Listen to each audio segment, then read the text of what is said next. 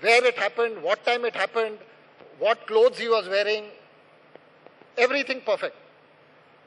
But later on we found out that various agencies had given a reward of rupees 10 lakhs for the person who gives information about this case.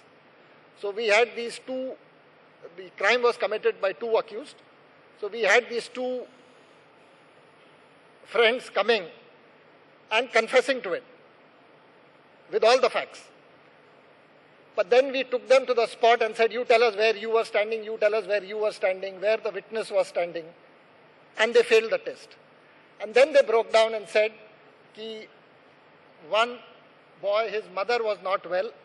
The other fellow wanted to get married. Both were looking out for money. And they said, you know, if we confess, we will go, since we have not done it, we will be released after 6 months, 8 months. But we will get the 10 lakh rupee reward.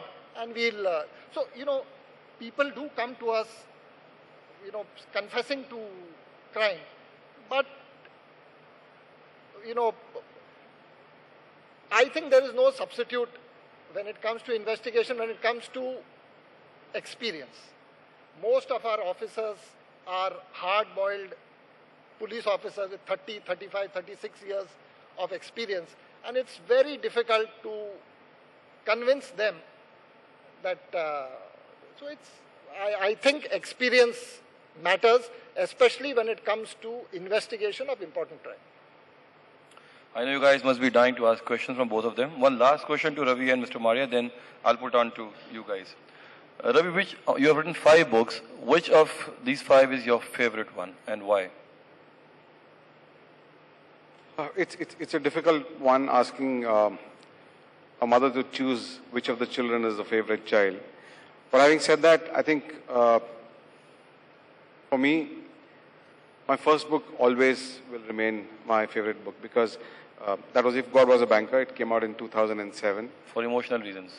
For emotional reasons. It was the first book which I wrote, and it kind of set me down this path at a time when I just wanted to write one book and then get on with my banking career.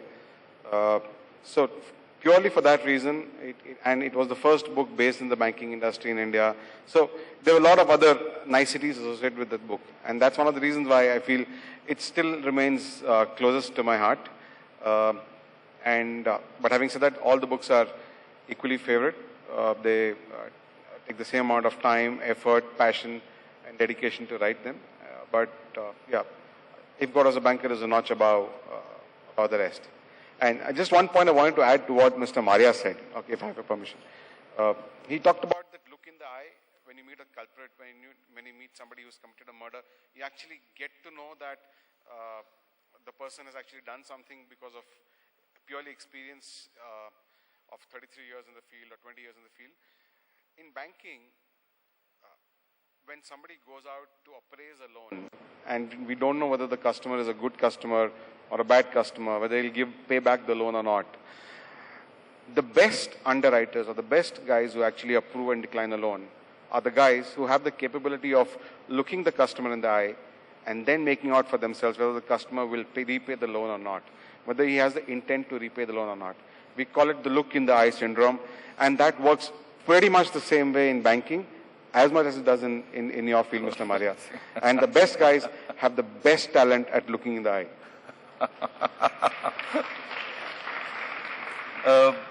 Mr. Maria, in your 33 years of service, you must have detected hundreds of cases. Which do you think is the most intricate and difficult of the case that you have investigated so far? See, every case, when it happens, it is the most important case. It is very important for the department that we detect the case. It is very important for the government that we detect the case. It is very important for society and public in the interest of safety that we book the perpetrator as soon as possible. And it's very important for Arnab Goswami that we detect the case.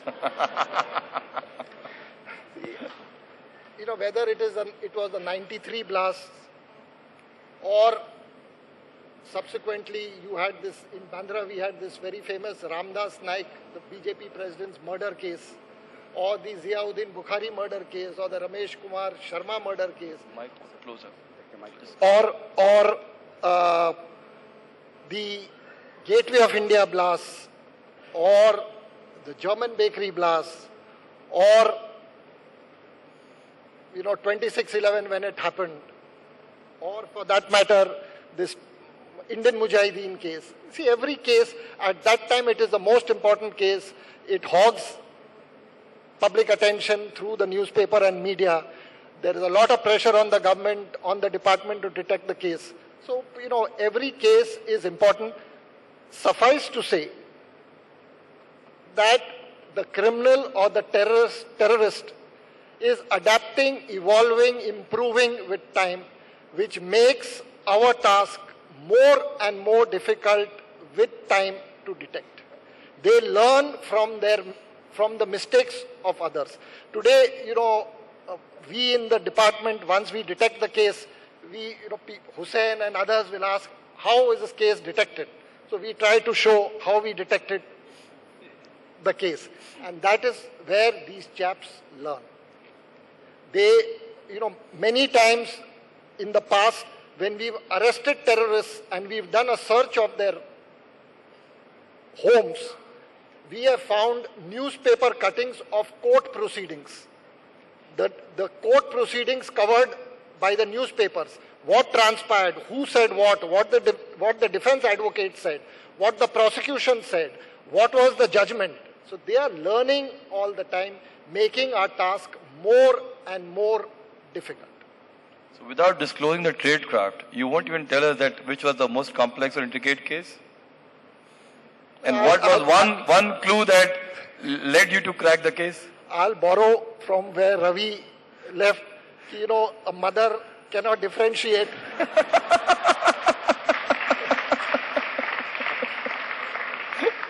Okay, I have a question to ask of him. Sure. Okay. You said that white-collar crime is normally very easy to crack once you get into it. It's probably because the guys who commit the crime are too overconfident, they leave a paper trail, they probably don't know how to handle the cops and the investigation, multiple people involved who kind of, come in and confess. If that is the case, why is it that conviction rates in white-collar crimes, which have been reported, is only 5% today? 80% of them, don't know where it goes. In the balance, there are some about 4 or 5% where conviction happens. Even things like, for example, your Satyam case, 5 years old, 0 conviction, the guy's out on bail. You have your Subiksha case in South, where some 800 to 8,000 crores were gone. The guy's out on bail. There was a big Shivraj Puri Citibank fraud case in Delhi, 400 crores. The guy is out on bail. Nothing has happened over the last 3-4 years.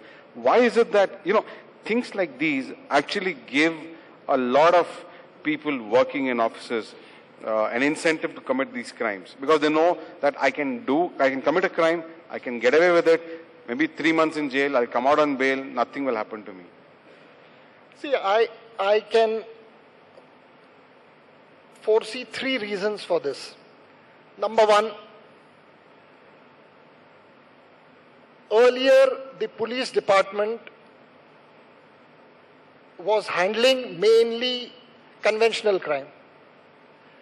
Economic offenses, with chartered accountants, with tax consultants, with bank procedures, it was a little difficult for the police department to understand these procedures. And I think that is the reason why the earlier offenses couldn't stand legal scrutiny. However, now, in the economic offense wing, the criteria for selecting officers and men in the economic offenses wing is you should be a graduate with economics, commerce, finance. Many of our officers today have a background, chartered accountants. They have a financial background today. Where they don't have it, the government has sanctioned the use of private experts in the field. So we hire, there are officers from the banking sector who come on deputation. There are chartered accountants who are assisting us in our investigation. So today that expertise is there. The second reason which I feel is the long drawn court proceedings. It takes 5 years, 7 years, 8 years for a case to reach its logical conclusion, for the judgment to be passed. You see, the officer retires. Most of these cases are handled by officers of the rank of inspector. In Mumbai City, an inspector is one who has put in, to reach that rank of inspector, you need somebody who has put in minimum 27, 28 years of service. So that poor fellow has about 6 or 7 years of service left.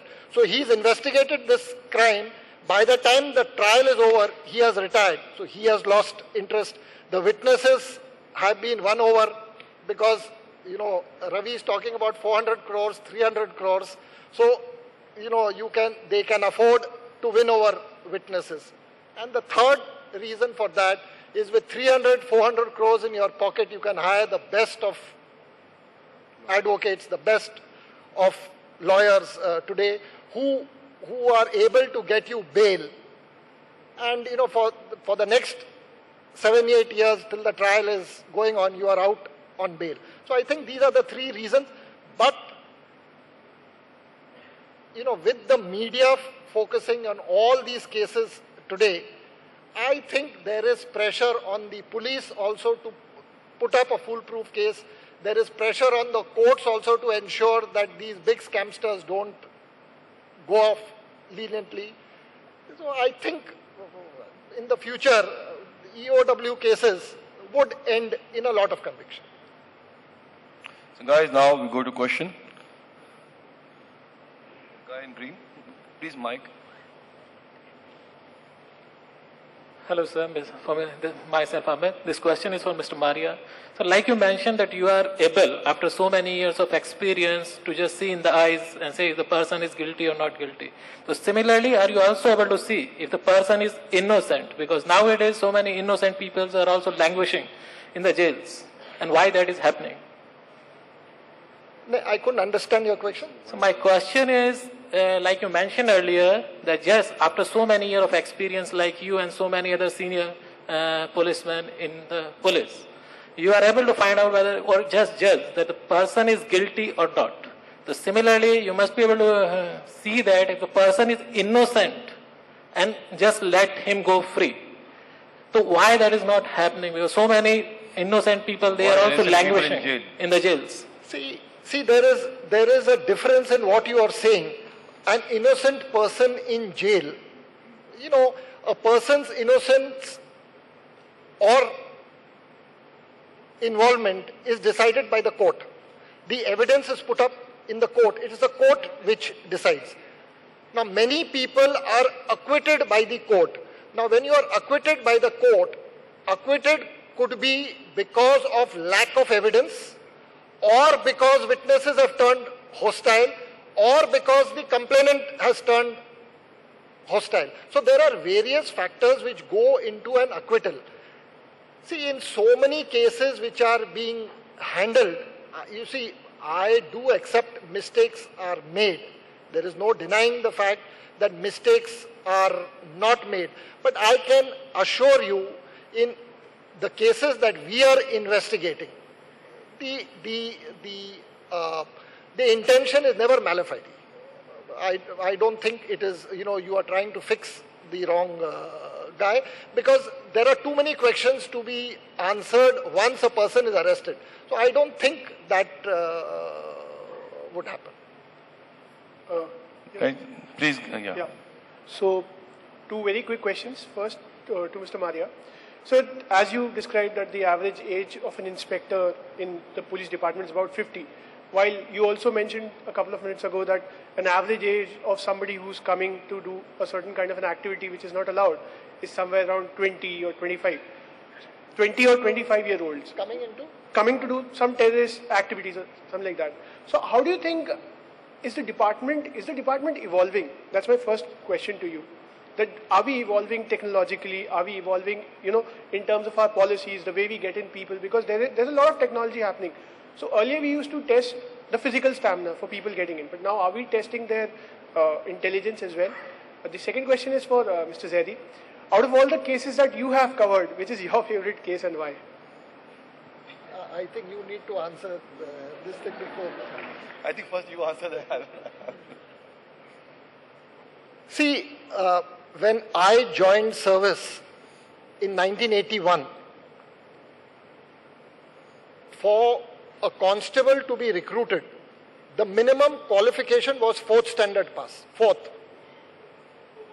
Today, the minimum qualification for a constable is 12th standard. And I can assure you, the type of men and women we are getting as constables, you get graduates, double graduates. You know, for some years, I headed the training department of Maharashtra Police. I was IG training. An application comes to me from an inspector who was teaching, who was a law instructor at the police training school at Khandala.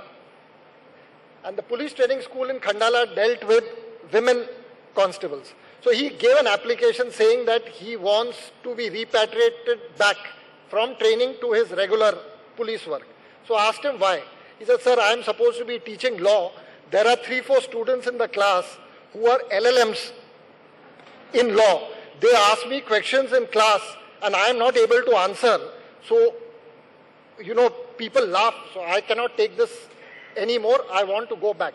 So this is the type of people coming into the force today. We have double graduates. We have got engineers who are coming as constables. Forget sub-inspectors where the direct recruitment is there. In the direct DYSPs or amongst the IPS, a couple of weeks back, there was a group of IPS officers, training IPS officers, probationers, who came to meet, came to the ATS for a visit. Out of 7 of them, 4 were MBBS doctors. So this is the type of people coming into the force today. Technologically, which you are saying, yes, we are very, very advanced. You know, every time a crisis takes place, we get the best of equipment. We, during 26/11, by around 10:40, the thing started around 21:40, 21:37, when it first started at Leopold. By 22:40, that means within an hour, we were able to get the interceptions of the conversations which are going on between the terrorist and their handlers. But you know, the equipment is definitely there with us. The expertise is there. There is a lot of international cooperation today between various countries. Our people going for training outside, you know, people from outside coming and learning here. So, you know, it is an ongoing process. As I mentioned, how the terrorists adapt, evolve, improve with time. We are also attempting to adapt, evolve and improve when it comes to recruitment. You see, preparation is a very important part of dealing with any crisis. So preparing for the crisis, protecting our assets, in all these things,